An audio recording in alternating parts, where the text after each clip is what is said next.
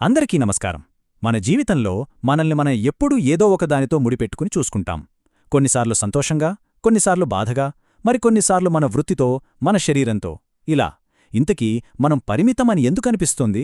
మన అసలు స్వరూపమేంటి? ఈ ప్రశ్నలన్నింటికీ సమాధానం చెప్పే ఒక అద్భుతమైన వేదాంత భావన ఉంది. దానిపేరే ఉపాధి. సరే, ఇక ఆలస్యం చేయకుండా దీని గురించి తెలుసుకుందాం. ఈరోజు మనం ఈ ప్రయాణాన్ని 6 భాగాలుగా చూద్దాం. ముందుగా మనందరికీ తెలిసిన ఒక సమస్య గురించి మాట్లాడుకుందాం. అదే తప్పుడు గుర్తింపు. ఆ తర్వాత దానికి కారణమైన ఉపాధి అంటే ఏంటో చూద్దాం. అది మన జీవితంలో ఎలా పనిచేస్తుందో అర్థం చేసుకుందాం. మనల్ని కట్టిపడేసే ఆ పొరలేంటో తెలుసుకుని ఆ భ్రమను దాటి ఎలా చూడాలి, చివరగా మన నిజస్వభావమైన స్వేచ్ఛను ఎలా గుర్తించాలో చర్చిద్దాం. సరే, మన ప్రయాణంలో మొదటి అడుగు వేద్దాం. మనలో చాలామందికి అనుభవమయ్యే ఒక సాధారణ విషయం తప్పుడు గుర్తింపు. అదేంటో చూద్దాం. ఒక్క క్షణం ఆలోచించండి. నేను ఎవరు అని మనల్ని మనం ప్రశ్నించుకుంటే మనలోంచి ఎలాంటి సమాధానాలొస్తాయి? చాలా సహజంగా వచ్చే సమాధానాలు కొన్నుంటాయి కదా. చూడండి, మనం సాధారణంగా ఇలాగే చెప్తాం, నేను సంతోషంగా ఉన్నాను లేదా నేను అలసిపోయాను అని. ఇక్కడ నేను అనేదానికి సంతోషాన్ని, అలసటను ఆపాదిస్తున్నాం.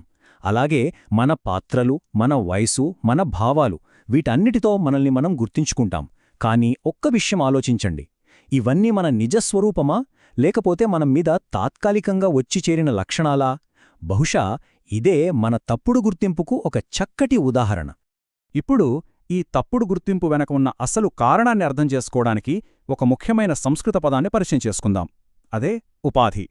ఉపాధి అంటే సింపుల్గా చెప్పాలంటే ఒక వస్తువు పక్కన చేరి దాని అసలు స్వభావాన్ని కప్పివేసి తన లక్షణాలను ఆ వస్తువుకి అంటించినట్లు కనిపించేలా చేసేది.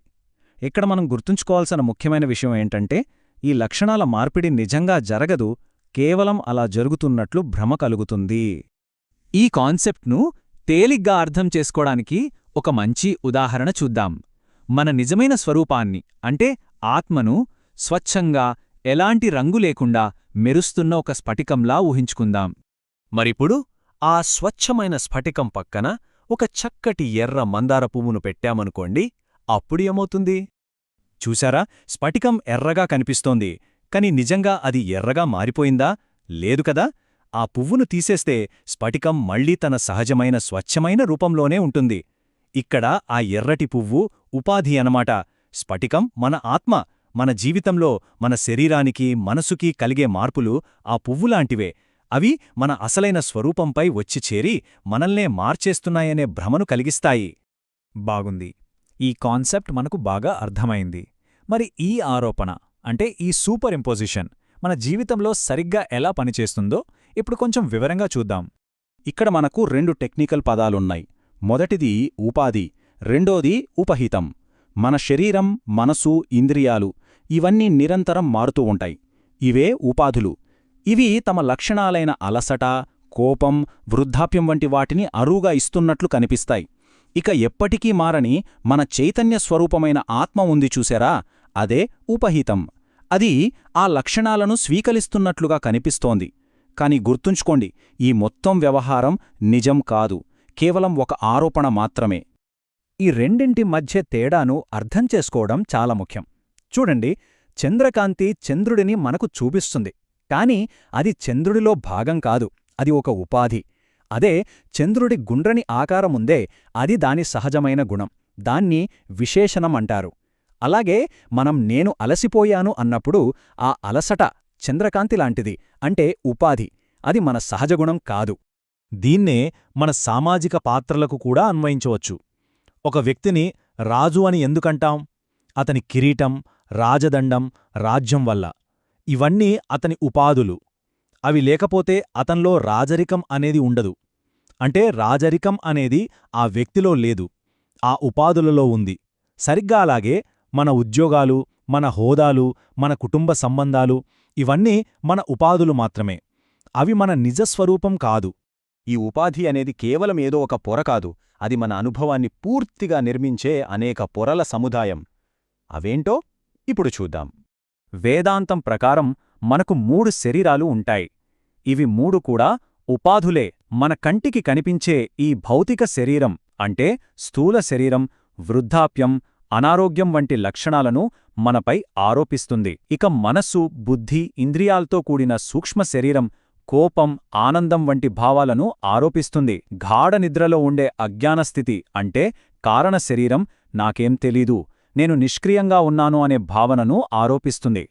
ఈ 3 శరీరాల లోపల 5 పొరలు అంటే పంచకోశాలు ఉంటాయి. ఇవి కూడా ఉపాధులే.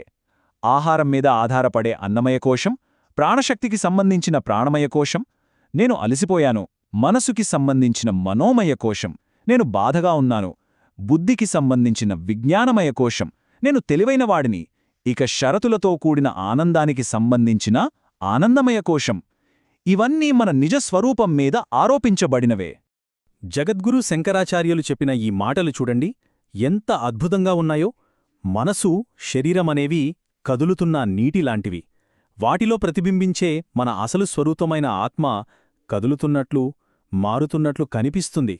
కాని ఆకాశంలో నిశ్చలంగా ఉండే అసలు చంద్రుడిలా మన ఆత్మ ఎప్పుడూ నిశ్చలంగా, మార్పులేకుండా శాంతంగానే ఉంటుంది. సరే, ఇప్పటిదాకా సమస్య ఏంటి, అది ఎలా పనిచేస్తుంది, దాని పొరలు ఏంటి అన్నీ విశ్లేషించాం. ఇప్పుడు అత్యంత ముఖ్యమైన భాగం, అదే పరిష్కారం. ఈ భ్రమను దాటి ఎలా చూడాలి? ఇక్కడ మనం ఒక విషయాన్ని చాలా స్పష్టంగా అర్థం చేసుకోవాలి. మన లక్ష్యం ఈ శరీరాన్ని లేదా మనస్సును నాశనం చేయడం కాదు, అస్సలు కాదు. మన లక్ష్యం కేవలం ఈ శరీరం, ఈ మనస్సే నేను అనే తప్పుడు భావనను, ఆ అపోహను తొలగించుకోవడమే. ఇది మన ఆలోచన విధానంలో రావాల్సిన మార్పు. దీనికోసం వేదాంతం మనకొక అద్భుతమైన సాధనాన్నిస్తుంది. అదే దృశ్య వివేకం. అంటే చూసేవాడికి ద్రష్ట, చూడబడేదానికి దృశ్యం మధ్య తేడాను స్పష్టంగా గ్రహించడం. మన ఆలోచనలు, మన శరీరం, మన చుట్టూ ఉన్న ప్రపంచం ఇవన్నీ వచ్చిపోయే మేఘాల్లాంటివి. అవి దృశ్యాలు. కాని వీటన్నిటినీ గమనిస్తున్న మారని సాక్షి, ఆకాశంలాంటి చైతన్యముందు చూశారా? అదే ద్రష్ట, అదే మన నిజస్వరూపం. ఇక మనం మన చర్చకు ముగింపు దశకు చేరుకున్నాం. ఇంత విశ్లేషణ తరువాత మనం గ్రహించాల్సిన అసలైన అంతిమ సత్యమేంటి? ఈ మొత్తం చర్చకు ఇదే సారాంశం. మనం ఈ శరీరము, మనస్సు, పాత్రలు, భావోద్వేగాలు అనే ఉపాధులతో బంధించబడిన పరిమితమైన నేను కాదు. మనం వీటన్నిటికీ అతీతమైన, ఎల్లప్పుడూ స్వేచ్ఛగా, పరిపూర్ణంగా, అనంతంగా ఉండే ఆత్మస్వరూపులం. చివరిగా ఈ ఒక్క ప్రశ్నతో మిమ్మల్ని ఆలోచనలో వదిలేస్తున్నాను. మనం మనపై వేసుకున్న ఈ గుర్తింపులు, ఈ లేబుల్స్ అన్నీ అరువు తెచ్చుకున్న బట్టలలాంటివే అయితే, ఆ బట్టలన్నీ తీసేసిన తర్వాత లోపల మిగిలేది ఎవరు? ఆలోచించండి.